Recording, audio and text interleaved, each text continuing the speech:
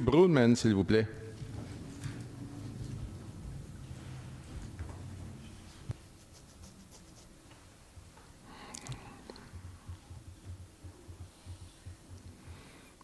Monsieur Broodman, bonsoir. Bonsoir tout le monde. Moi, j'ai 3 faits accablants puis une question. C'est simple.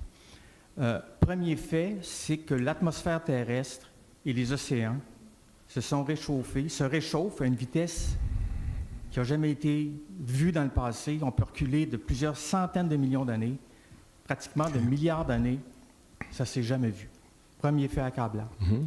Deuxième fait accablant, la ville de Trois-Rivières n'a pas vraiment d'études qui permettent d'établir les bilans des gaz à effet de serre, à savoir les sources et les puits de carbone.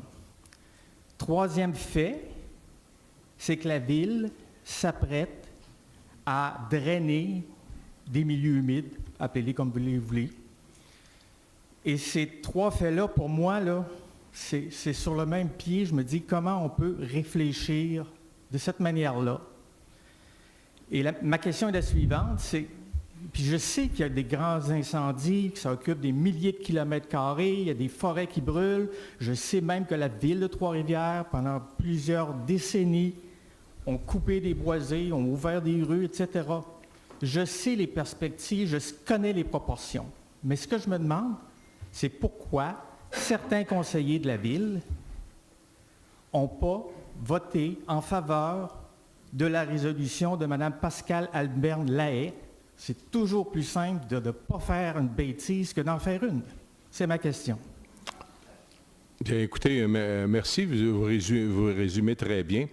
Bien, écoutez, on prend la décision d'aller de l'avant. Ce qu'on recherche, nous, on recherche l'équilibre entre l'économie, l'écologie et puis le social. C'est ça qu'on veut trouver là-dedans.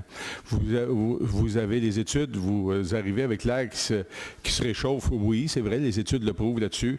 Il n'y a pas d'études de GES. Je sais qu'au niveau du RIV, il y avait 6 items là-dessus. Je crois que celui-là, il y a du travail à faire encore concernant le développement là-dessus. Me souvenez? Mais je parle de la ville de Trois-Rivières, oui, tout à fait, dans son intégrité, les 330 km².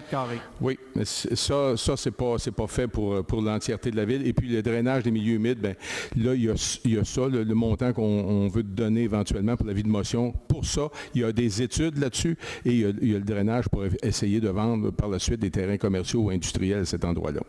C'est ça. Et les conseillers ont pris de décision tout à l'heure. Ils ont la même opinion que vous là-dessus? Bien, écoutez, c'est un avis de motion aujourd'hui. Ça va revenir un prochain conseil pour la suite des choses. Merci beaucoup. Merci beaucoup, M. Brulmans.